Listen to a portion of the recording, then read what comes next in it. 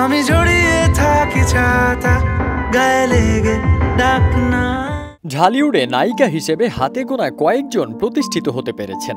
তাদের একজন মাহিয়া মাহি। দর্শকের কাছে নিজের আলাদা গ্রহণযোগ্যতা তৈরি করতে সক্ষম হয়েছেন তিনি। তার অভিনীত নারী কেন্দ্রিক একাধিক সিনেমার সাফল্যই সেটার প্রমাণ।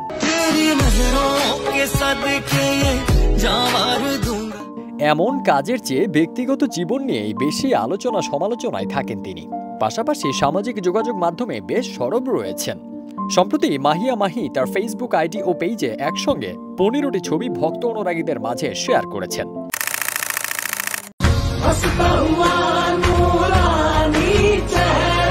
শেয়ার করা ছবিগুলোতে দেখা যায় খোলা চুল, খোশ মেজাজে কোনো এক রেস্টুরেন্টে কফি ও কেক খেতে গেছেন। এ সময় তার পরনে রয়েছে ধূসর রঙের টি শার্ট। মাহির হাসি ও চোখের চাহনি যেন ভক্তদের মনে দাগ কেটেছে। ক্যাপশনে অভিনেত্রী লিখেছেন, আমি আবার বেশি ছবি আপলোড করতে পারি না।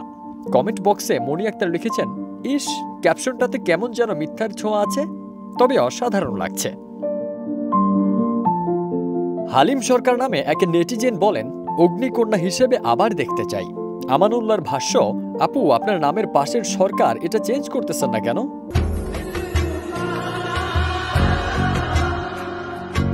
প্রসঙ্গত 2016 সালে সিলেটের ব্যবসায়ী পারভেজ মাহমুদ অপুকে বিয়ে করেছিলেন মাহিয়া মাহি।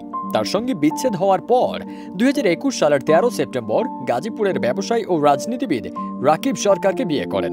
তাদের সংসারে একটি পুত্র সন্তানও রয়েছে। কিন্তু দাম্পত্য জীবনের 2.5 বছরের মাথায় আলাদা হয়ে যান এই দম্পতি।